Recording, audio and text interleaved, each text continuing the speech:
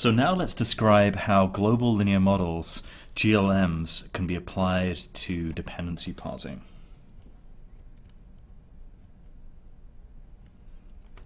So throughout this section, I'll take X to be a sentence. So X is going to be a sequence of words, X1, X2, up to X sub n. And really, to define a global linear model, we need to give two definitions. So firstly, we have to define gen, that takes a sentence as input and returns a set of candidate dependency structures as its output.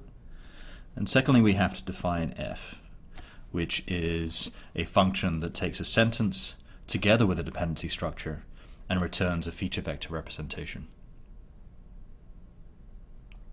So gen is going to be very simple. It is simply defined as the set of all dependency structures for the sentence X. So for example, for John saw Mary, gen of the sentence will return all possible dependency structures over these three words.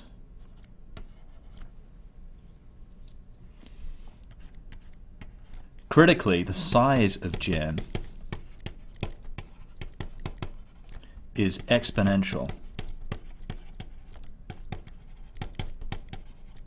in n, where n is the length of the sentence being parsed.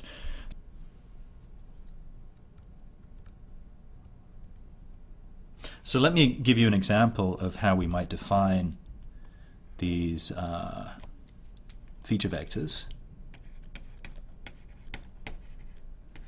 So maybe the first feature, so this is the first component. So we're going to have g x hm is going to be a vector composed of functions g1, xhm, g2, xhm, right the way up to g sub d of xhm, where d is the dimensionality of the feature vector, is the number of features. So each of these different functions g1, g2 up to gd will look at an xhm triple and return some value. So one such function might be the following. So this is 1 if x sub h is equal to soar and x sub m is equal to movie.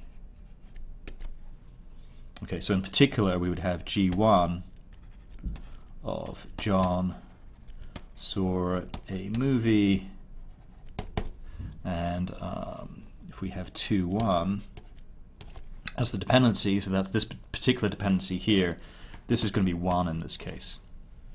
Okay, so this particular function, this particular feature, looks at the two words that stand in some dependency relationship between xh and xm and returns 1 if they're a particular